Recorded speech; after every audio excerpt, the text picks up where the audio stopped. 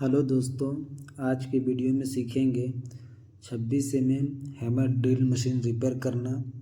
आप देख सकते हैं मेरा पास ये पावर बिल्ड कंपनी का हैमर ड्रिल मशीन है और इसे हम स्टेप बाय स्टेप चेक करेंगे कि इसका coil, armature, cord wire, switch सब एक साइड से हम चेक करेंगे कि कौन सा पार्ट्स ख़राब है और कौन सा पार्ट्स को किस तरह चेक किया जाता है। तो आप देख सकते हैं इसका आर्मेचर बिल्कुल ओके है दोस्तों। अगर आर्मेचर में जला वगैरह है तो आप उसे रिप्लेस कर सकते हैं। और इस कॉइल को फील्ड कॉइल बोला जाता है और इस फील्ड कॉइल को किस तरह हम चेक करेंगे। उसके बाद ये है हमारा इसमें स्विच लगा हुआ है, इस स्विच को भी हम चेक करेंगे। सबसे पहले हम इस कॉर्ड वायर यानी कि जो लीड बोला जाता है उसे हम चेक करेंगे। आज जो हम चेक करने वाले हैं दोस्तों, केलम मीटर से चेक करने वाले हैं, क्योंकि बिजली का सप्लाई अभी कटा हुआ है, इसलिए केलम मीटर को कंटिन्यूटी मोड पे रख दिए हैं, जिसे बजर मोड भी बोला जाता है। और आपको हम दिखाते हैं चेक करके।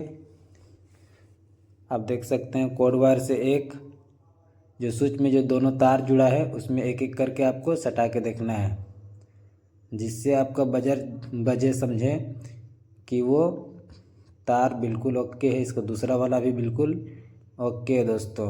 अगर इसी में से एक कॉर्ड वायर में सटा है और दोनों वायर में अगर आपस में बताता है तो समझ सकते हैं कि तार शॉर्ट है, या किसी कॉर्ड में सटाने के बाद किसी एक भी वायर में अगर नहीं बताए तो आप समझ सकते हैं कि उसका कॉर्ड वायर ख़राब है। और ये स्विच का इन है और इस साइड जो पिन निकला हुआ है वो आउट है। स्विच को किस तरह चेक करेंगे दोस्तों, इस तरह प्रेस करने से ऑन होता है, बिना प्रेस किए ही ये नीचे वाला जो टर्मिनल है यहाँ से ये ऑन रहेगा, यानी कि इधर से इन और इस पिन से आउट होता है। ये शॉर्ट होता है, बिल्कुल ओके है ये।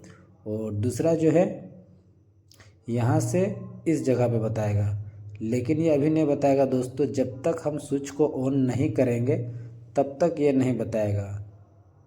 जितना सारा स्विच होता है इस प्रकार का सब ऐसा ही काम करता है। इसे हम प्रेस करके इसे हम पुश कर दें, यानी कि ये स्विच दब चुका है। अब इसे हम चेक करके आपको दिखाते हैं। दोनों टर्मिनल में देते हैं इन और आउट में, कंटिन्यूटी मेरा स्टार्ट हो जाता है। आप देख सकते हैं यानी कि स्विच जो है बिल्कुल ओके है दोस्तों। इस तरह का मशीन में कार्बन किस तरह लगाया जाता है दोस्तों, और इसका फील्ड कॉइल भी चेक करेंगे। ज़्यादातर प्रॉब्लम होता है इसका कॉर्ड वायर का प्रॉब्लम, स्विच का प्रॉब्लम और इसका जो है कार्बन का प्रॉब्लम।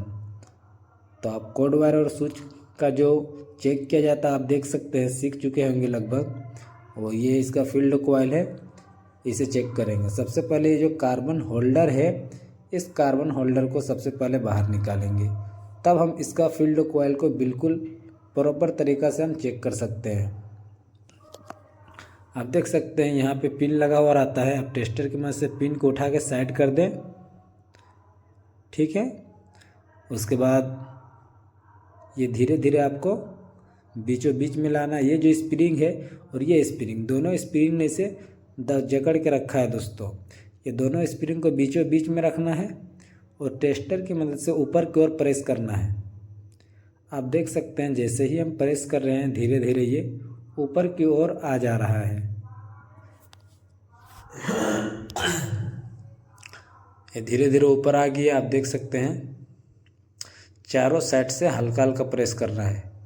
अगर इस एक ही साइड से आप प्रेस करेंगे तो वो टेपर निकलेगा और टूट भी सकता है दोस्तों, इसलिए चारों साइड से हल्का हल्का प्रेस करने से ये बाहर आ जाएगा। आप देख सकते हैं इसका जो कार्बन है, इसका कार्बन को हम बाहर निकाल लेते हैं।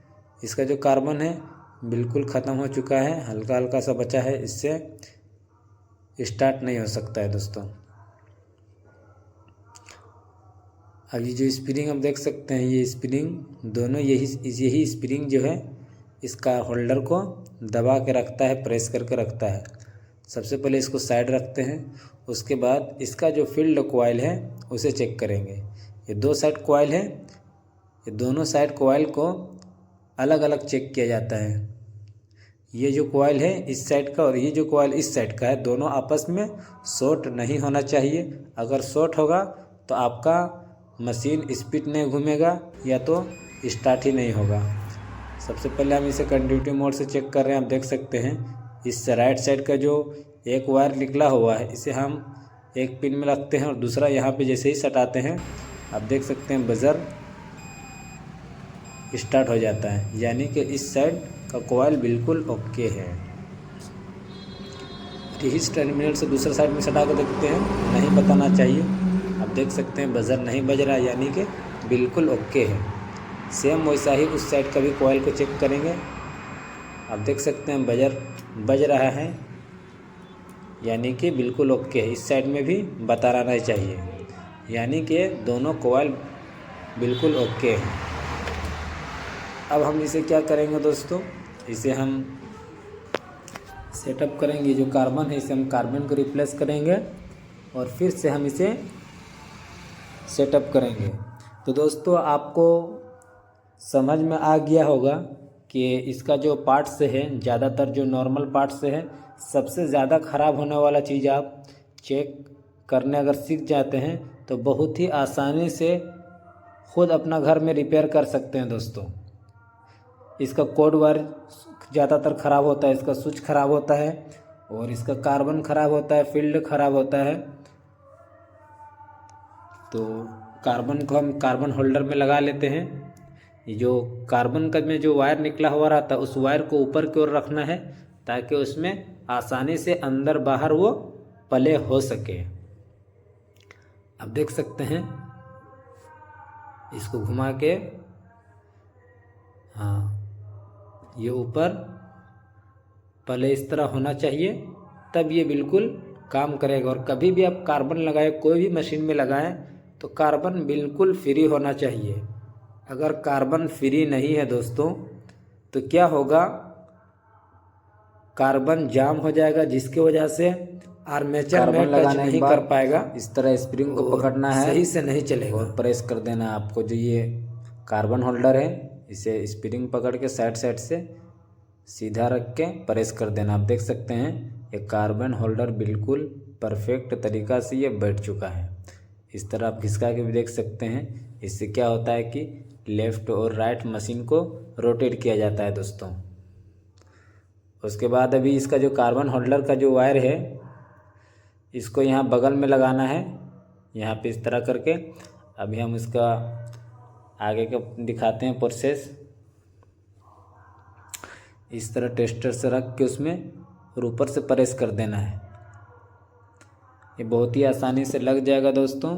और अगर आप इस तरह का लगाते हैं और अगर किसी भी थिम्बल जो है लगाते समय अगर ज़्यादा लूज है उसे नोच प्लास या प्लास के मदद से उसे टाइट कर दे, कह के कनेक्शन जो है इसका लूज नहीं रहना चाहिए।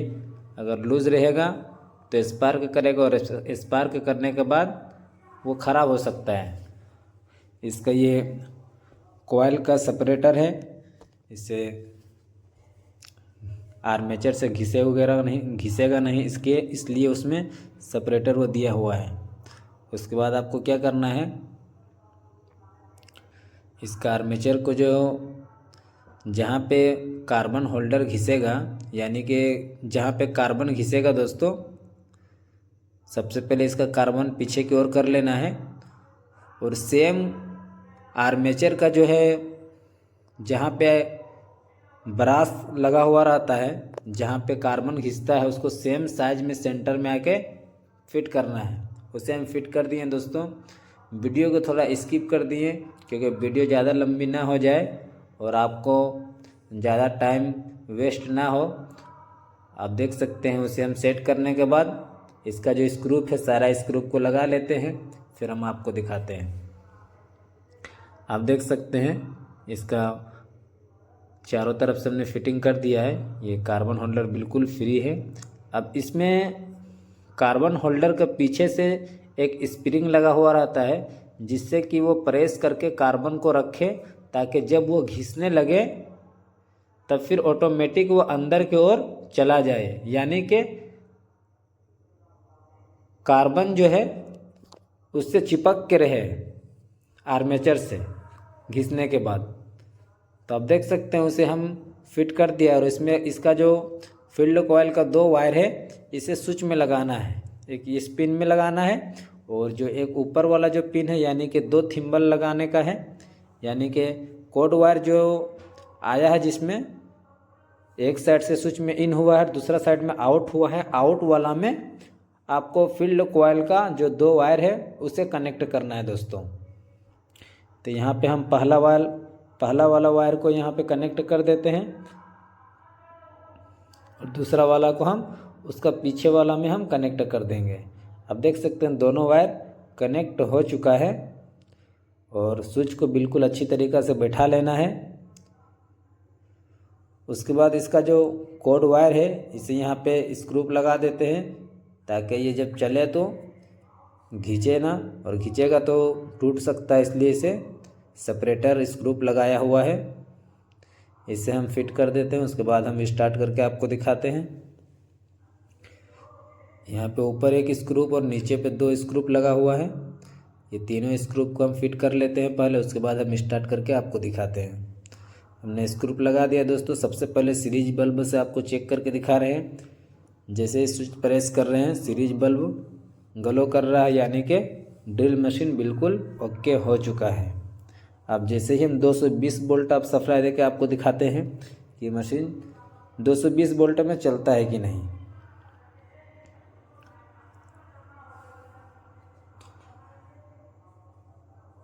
तो देख सकते हैं दोस्तों 220 वोल्ट में ये मशीन ये बिल्कुल सही से काम कर रहा है।